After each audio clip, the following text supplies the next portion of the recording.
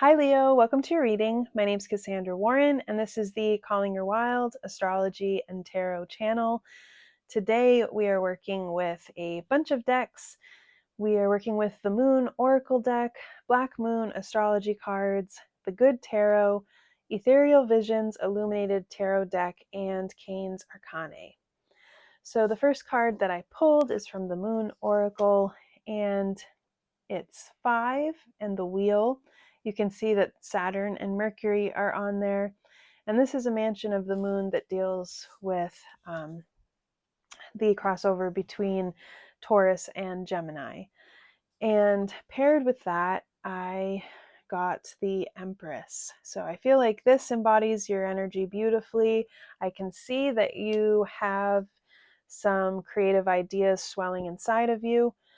And that possibly feels like the wheel is kind of screeching to a halt, where you feel like you're almost getting your energy out and expressing your desire and your passion, and then you're feeling like the energy just halts before you actually get it out, and you're feeling a little bit stuck. So I want to bring our attention to how today is a new moon in Aquarius. It's a eclipse, and it's in your relationship sector. So you are possibly feeling a little bit of chaotic energy there. Pluto's also in Aquarius, so you may be experiencing some transformation in your relationships. It's a time of beginnings and endings, whether that's a specific relationship or whether that's a pattern within your relationship. And Opal, the Australian Shepherd, agrees. So the next cards that I pulled were Pisces, I believe, and the Nine of Wands. So I do feel like you are kind of defending yourself against the elements right now. You may feel a little self-protective. You may feel like you just went through the ringer with Saturn and Pisces, Saturn and Neptune regressing into Pisces.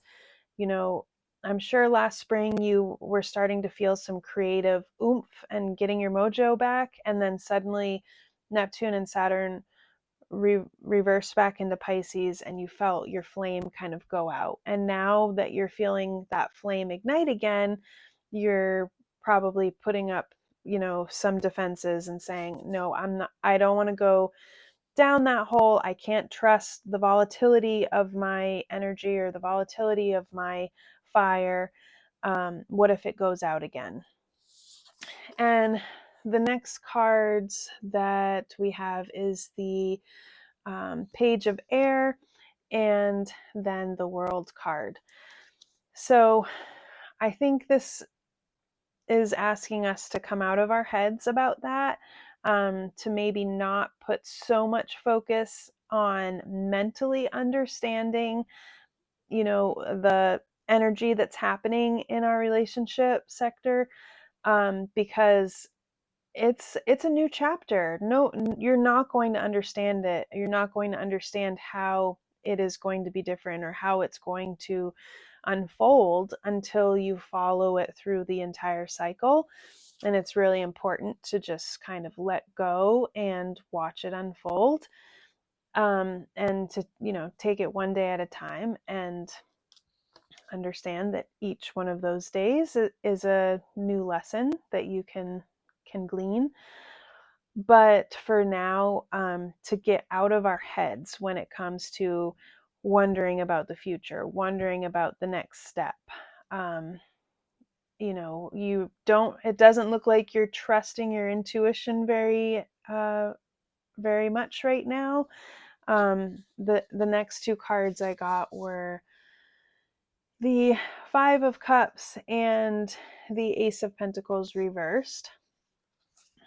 From this, I kind of felt like perhaps the frustration that you're feeling when it comes to a relationship, or the distrust when it comes to your own creative passions and desires and your own intuition, could be manifesting as like a projection onto your work and your career. So you may be taking, you're not creating like you want to be creating. You're not expressing yourself or getting the recognition that you desire, and you may be kind of putting the blame on your work or on your external circumstances, your material things, whether that be your possessions or your lack of possessions.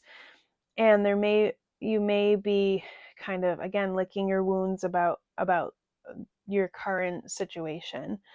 You may be focusing a little bit too much on career and work, because when we do that, if we have another creative aspiration that really needs our attention, if there's an idea that's swelling inside of you, or that you're almost living this dual life where you're imagining who you are, on this different timeline, and you're just really resenting what reality looks like and how you're not living that empress life that you desire. One way that we can get in touch with that creative thing that you're imagining or that you're dreaming of is just taking one step towards that. Connecting with your heart and your creativity is absolutely a way to work with your fire. Like, you're ruled by the sun. You need to shine and create more vitality, whether that's helping other people shine brightly, or being a beacon for them, giving them inspiration in life. Leo, we have to connect with that part of us right now. We can't get too in our heads about the relationship, or about work, because although those things are super important, the more you tap into your heart energy and your solar fire, the more the other things will fall into place, and not burden you as much. And then the last card that I pulled as a clarifying card is the Eight of Pentacles. So I think this just asks us, while you're toiling away at reality, while you're at work, if you are kind of in your head about your relationship, notice it. Notice when you're caught in that loop and that hamster wheel, and you can't get off of it. Use that time at work, when you notice that you're focusing on something else a little bit too much, to return to your heart. Just say, thanks for that opportunity. Thank you that I noticed that I was repeating that loop in my head. Connect to your heart, connect to your essence and your spirit and your creativity.